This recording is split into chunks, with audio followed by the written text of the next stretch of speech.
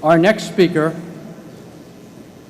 first known as the entrepreneur of the personal computer revolution, was named by Time magazine as one of the 100 people who most influenced the 20th century, as well as one of the 100 most influential people of 2004, 2005, 2006, and again in 2007. Just think what you could have achieved if you had stayed here another 2 years.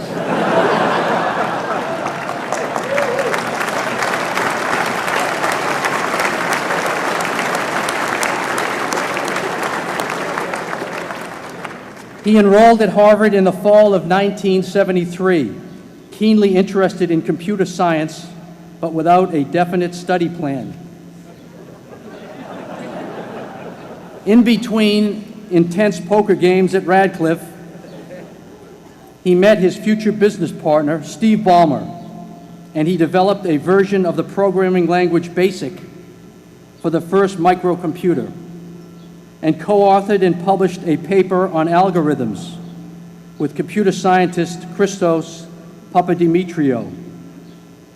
Our speaker is a person of many talents. A close friend in college amusingly recalls seeing him doze off during the prestigious Putnam math exam. Despite this napping, he scored remarkably well. In his junior year, he took a leave of absence from Harvard to devote his energies to Microsoft, a company he had begun in 1975 with his friend Paul Allen. Since 2000, he has begun to concentrate on a number of philanthropic endeavors, making extraordinary donations to various charitable organizations and scientific research programs around the world through the Bill and Melinda Gates Foundation. After a 33-year leave of absence from his alma mater, I am pleased to present to you Dr. William Gates.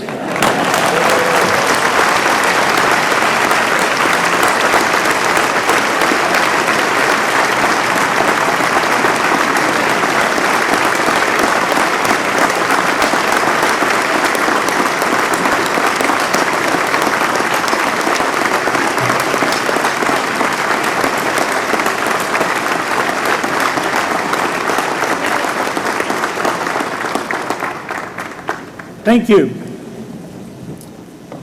President Bach, former President Rudenstein, incoming President Faust, members of the Harvard Corporation and the Board of Overseers, members of the faculty, parents, and especially the graduates. I've been waiting more than 30 years to say this. Dad, I always told you I'd come back and get my degree.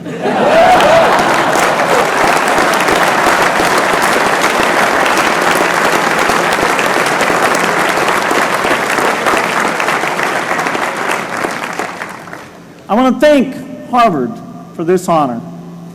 I'll be changing my job next year, and it will be nice to finally have a college degree on my resume. I applaud the graduates for taking a much more direct route to your degrees. For my part, I'm just happy that the Crimson called me Harvard's most successful dropout. I guess that makes me valedictorian of my own special class. I did the best of everyone who failed. But I also want to be recognized as the guy who got Steve Ballmer to drop out of business school.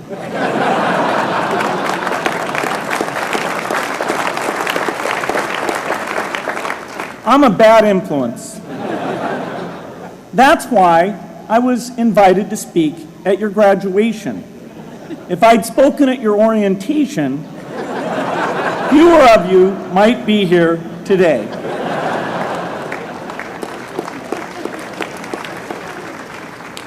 Harvard was a phenomenal experience for me. Academic life was fascinating. I used to sit in on lots of classes that I hadn't even signed up for. And dorm life was terrific. I lived up at Radcliffe in Currier House. There were always a lot of people in my dorm room late at night discussing things because everyone knew that I didn't worry about getting up in the morning. That's how I came to be the leader of the antisocial group.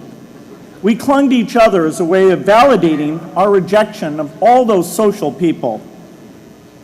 Radcliffe was a great place to live. There were more women up there, and most of the guys were math science types. The combination offered me the best odds, if you know what I mean. That's where I learned the sad lesson that improving your odds doesn't guarantee success. One of my biggest memories of Harvard came in January 1975 when I made a call from Currier House to a company in Albuquerque, New Mexico that had begun making the world's first personal computer. I offered to sell them software.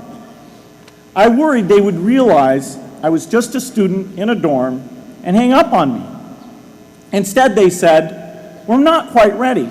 Come see us in a month," which was a good thing because we hadn't written the software yet.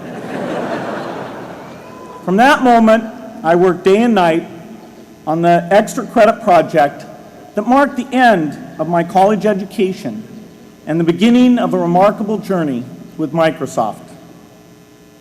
What I remember above all about Harvard was being in the midst of so much energy and intelligence.